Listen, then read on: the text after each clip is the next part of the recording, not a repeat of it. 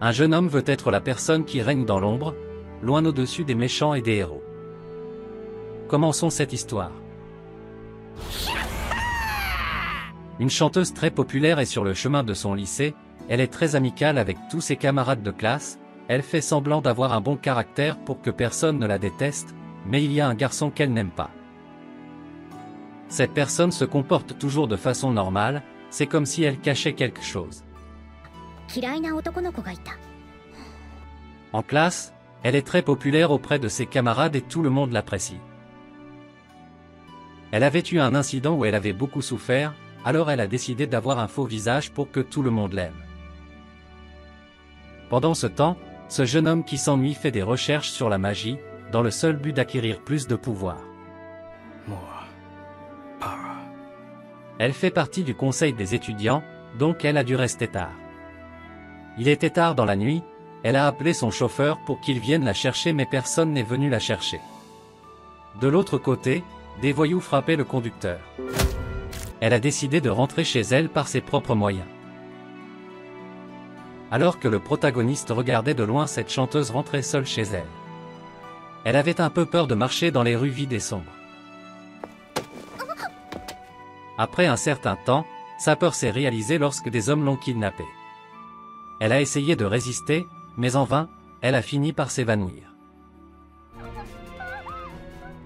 Lorsqu'elle se réveille, ces hommes lui disent qu'ils veulent collecter une récompense monétaire, c'était aussi une punition pour le père de la fille. Le protagoniste change de vêtements, il avait quelque chose à faire. L'un des kidnappeurs en a assez d'attendre, il décide donc d'utiliser la force. Un bruit vient du toit, alors qu'un homme brise la fenêtre pour entrer. Cet homme se présente comme un tueur. L'un des voleurs est facilement vaincu par le protagoniste. L'autre kidnappeur lui dit qu'il admire sa façon de se battre, il jette son arme pour pouvoir se battre directement, cet homme a été dans l'armée. Le combat est très serré pour les deux, le protagoniste sait que cet homme peut lui apporter des ennuis, il décide donc d'utiliser sa meilleure arme pour le vaincre, à savoir un pied de biche. Le kidnappeur réalise que la personne qu'il avait sous les yeux était un justicier qui attaquait des motards. Le protagoniste est heureux de le connaître, maintenant qu'il le connaît, il a décidé de le frapper avec ses pieds de biche. Le pirate de l'air a voulu prendre son arme, mais il a été rapidement frappé avec les pieds de biche et sans grande pitié, il a fini par frapper ce militaire. La protagoniste utilise une paire de ciseaux, elle pense qu'elle va être tuée, mais c'était seulement pour briser les cordes qui la liaient. Elle voulait le remercier pour son aide, mais avant qu'elle ne le sache, l'homme avait disparu. Le protagoniste dit qu'il a un long chemin à parcourir pour être l'éminence grise de l'ombre, il sait que de cette façon il ne saura jamais ce qu'il veut. La police est bientôt arrivée, et avec le pouvoir politique de son père, il a caché cette affaire.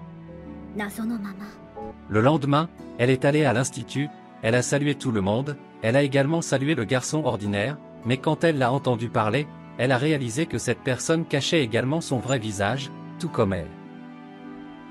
Quelques jours plus tard, un accident s'était produit. Le protagoniste avait été renversé par un bus et tué. Quand il était petit, sans vraiment savoir comment, il a fini par aimer être la personne qui conduit dans l'ombre. La plupart des gens aimeraient être un héros, mais lui voulait simplement être une personne qui passe inaperçue aux yeux du public, être une personne ordinaire à la vue de tous, mais au fond être quelqu'un qui a le contrôle absolu de son environnement, cela le fascinait, il voulait être l'éminence des ténèbres. Même si vous combattez des criminels, il y aura toujours quelque chose de plus puissant à combattre. La dernière échelle était une bombe atomique, je n'ai pas pu la combattre. Je voulais aller au-delà de ses limites. Je voulais être une personne qui ne connaît aucune limite de force et être capable de rivaliser avec une bombe atomique. Ce garçon était venu dans un autre monde, il était temps de réaliser ce rêve. Il était né comme un bébé d'une famille aristocratique, maintenant il avait une nouvelle vie avec cette nouvelle famille. Mieux encore, il y avait de la magie dans ce monde et il pouvait facilement la sentir. Pendant les dernières années de sa vie, il a vécu comme une personne simple, prétendant être faible. Il avait une sœur qui était très puissante et la plus talentueuse. Elle était considérée comme un prodige, alors que lui était un simple gringalet. C'était seulement en public car la nuit, là où personne ne pouvait le voir, il se battait contre de grands criminels. Bien qu'il semblait le faire pour la justice, la vérité était qu'il le faisait pour l'argent. Maintenant qu'il en avait fini avec ses voleurs, il avait trouvé une étrange masse vivante. Cette chose avait une forme de chair étrange qui émettait beaucoup de magie. Il a fait des expériences avec cette chose pendant plusieurs jours, jusqu'à ce qu'il réussisse à la ramener à la normale. C'était une très jolie fille qui avait repris sa vraie forme. Le protagoniste voulait être mystérieux devant cette fille, il raconte donc une histoire où 3 grands héros avaient conspiré contre la réalité. Ils formaient tous une organisation maléfique, à cause de ce culte elle était devenue une boule de viande. Mais elle ne veut pas lui dire le nom parce que ce n'est pas le moment pour lui de le savoir, mais la femme veut savoir à tout prix qui sont les personnes qui lui ont fait du mal.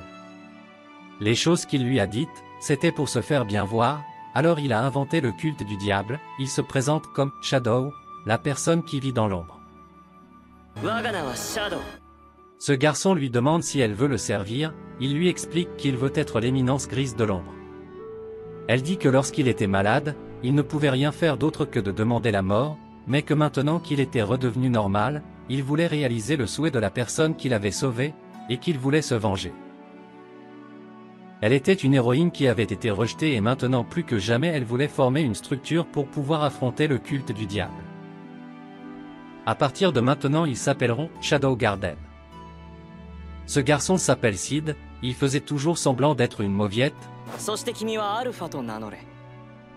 Maintenant il s'entraînait contre sa sœur pour ne pas attirer l'attention des autres, évidemment il a perdu exprès. La sœur était inquiète car son petit frère était très faible. La sœur était censée aller étudier dans un institut prestigieux, mais un jour elle a été kidnappée, personne ne savait où elle se trouvait, elle avait des compétences en épée, donc la personne qui l'a kidnappée devait être quelqu'un de puissant. Il a décidé de rencontrer son groupe de Shadow Garden, toutes ces filles avaient été recrutées pour lutter contre le culte du mal, recrutées par Alpha. Le garçon n'avait jamais tiré plus de ficelles pour obtenir des recrues, de plus ces filles le voyaient comme un être omnipotent. Avec un peu de stratégie, le protagoniste a découvert où se trouvait sa sœur kidnappée. Dans un endroit lointain, la sœur de Sid était emprisonnée, cet homme avait des plans pour cette femme, il avait besoin de son sang. L'homme qui l'a kidnappée lui dit de ne pas s'inquiéter car si le sang n'est pas compatible, ils utiliseront celui de son frère pour leur plan. Elle se met en colère, elle n'a pas l'intention de les laisser faire ça à son frère mais elle est réduite au silence d'un seul coup. Cet homme reçoit un rapport selon lequel plusieurs personnes ont infiltré son repère, quelqu'un était venu pour sauver cette fille. De toute évidence, les personnes qui sont venues étaient des jardiniers de l'ombre. Ils n'avaient qu'un seul objectif, vaincre le culte du diable, en tuant tous ceux qu'ils rencontraient en chemin. Cet homme ne peut pas croire qu'un groupe de femmes a interrompu ses plans. Se sentant inférieur à ces femmes, il décide de prendre des pilules démoniaques pour le rendre plus puissant, mais il décide de ne pas se battre mais de quitter les lieux. Pendant que Shadow était perdu dans les égouts, il a trouvé cet homme. Il commence à se battre, mais le protagoniste est plus que confiant pour le vaincre, mais lui donne aussi quelques leçons de magie. L'homme se sent acculé, avec de nombreuses blessures et rien à faire. Il a décidé de prendre toutes ces pilules qui le rendaient puissant. Malgré toute la puissance qu'il dégage, il a été rapidement vaincu par le protagoniste. L'homme était mort, mais cet homme cachait un collier, le protagoniste l'a gardé pour lui. Le lendemain, la sœur du protagoniste était revenue avec de nombreuses blessures, elle avait parcouru de longues distances pour revenir. Après avoir soigné ses blessures, elle devait se rendre à la capitale, elle était inscrite dans un institut prestigieux, elle ne pouvait pas le manquer. Après son départ, il savait qu'il ne la reverrait pas avant 2 ans, car il allait aussi étudier pendant cette période. Après le départ de la sœur, Alpha lui a parlé. Ils allaient tous partir, c'était un au revoir. Sid pense qu'Alpha a réalisé le mensonge qu'elle a dit, même si elle lui était reconnaissante de l'avoir sauvé.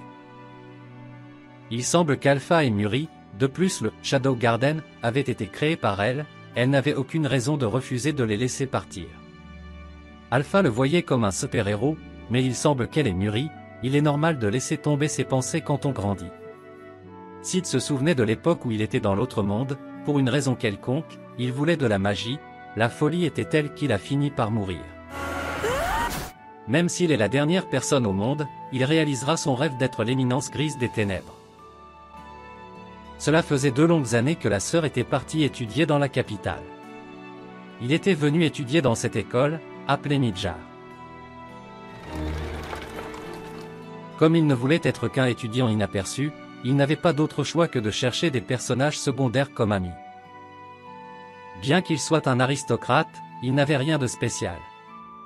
Un jour, il avait fait le pari avec ses amis de demander en mariage la femme la plus populaire de l'école, non pas parce qu'il l'aimait mais pour qu'il ressente le rejet de la fille.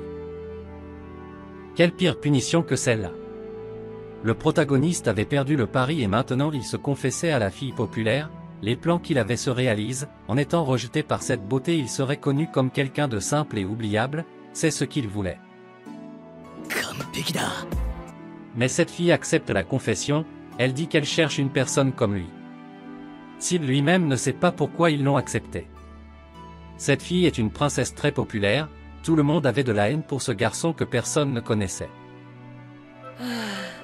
Cette princesse avait mis son petit ami dans les meilleures classes où seuls les meilleurs élèves avec les meilleures compétences de combat sont. Il ne voulait pas se faire remarquer, alors comme d'habitude il a fait semblant d'être un faible, tout en s'exerçant avec son épée. Avant d'arriver dans cette nouvelle installation, il a fait quelques recherches et son nom était Alexia, cette princesse avait une sœur qui était générale dans le gouvernement. Alexia se sentait inutile à côté de sa sœur. Après l'entraînement, elle lui dit qu'elle le déteste parce qu'il était aussi faible qu'elle. Le professeur dit que l'entraînement est terminé, Alexia montre son nouveau petit ami à son professeur, le professeur lui dit qu'ils sont fiancés et lui demande qu'elle ne devrait pas avoir de petit ami. Elle le dit si calmement comme si elle ne s'en souciait pas. Le protagoniste a réalisé qu'il était juste utilisé par cette femme pour éviter ses fiançailles, maintenant qu'il a compris, il est parti. Plus tard, les deux se rencontrent, elle dit qu'elle veut éviter ses fiançailles pour lesquelles il doit se faire passer pour son fiancé. Sid lui dit qu'il est impossible de rompre facilement les engagements. Elle lui dit qu'elle a un plan, tout ce qu'il doit faire c'est prétendre être son fiancé, en plus elle doit lui payer quelques pièces d'or, Sid ne peut pas refuser de gagner un peu d'argent, donc il joue le jeu. Au cours des jours suivants, ils prétendent être petit ami et petite amie, mais le professeur ne se soucie pas de ce qu'ils font, elle pense que son plan ne fonctionne pas comme il le pensait. Sid lui demande pourquoi elle n'accepte pas d'épouser le professeur, il a pu voir que le professeur était une personne très gentille et polie. Elle dit que c'est ce qu'elle n'aime pas, qu'il n'avait pas de défauts. Tout le monde a des défauts mais cet homme n'en montrait aucun et cela lui faisait penser qu'il cachait beaucoup de choses. Après avoir fait semblant d'être petit ami et petite amie pendant de nombreuses semaines, il semble que leur fiançailles n'ait pas été annulée. Elle en a eu assez, elle explique que sa sœur a toujours été celle qui excellait en tout, elle n'était qu'une ombre. Elle sait que son style d'épée était fatal, elle ne pourra jamais surpasser sa sœur. Sid lui dit qu'il y a beaucoup de problèmes dans le monde, que des millions de personnes meurent peut-être et qu'il s'en moque. Elle lui dit que c'est une ordure de penser ainsi, mais il lui répond qu'il ne se soucie tout simplement pas de ces personnes, car il ne les considère pas de valeur. Mais cela ne veut pas dire qu'il ne s'intéresse pas à tout. Ce que les autres trouvent ennuyeux et sans importance, il peut l'aimer, c'est comme ça. Et il aime son style d'épée, tout simplement.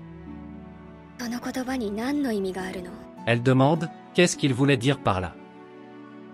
Il dit qu'il veut simplement que les gens ne dérangent pas quelque chose qu'il aime, insinuant quel est le problème. Elle est partie sans un mot, Sid suppose que c'était la fin de leur fausse relation. Le lendemain, lorsqu'ils ont voulu entrer dans l'école, des gardes les attendaient.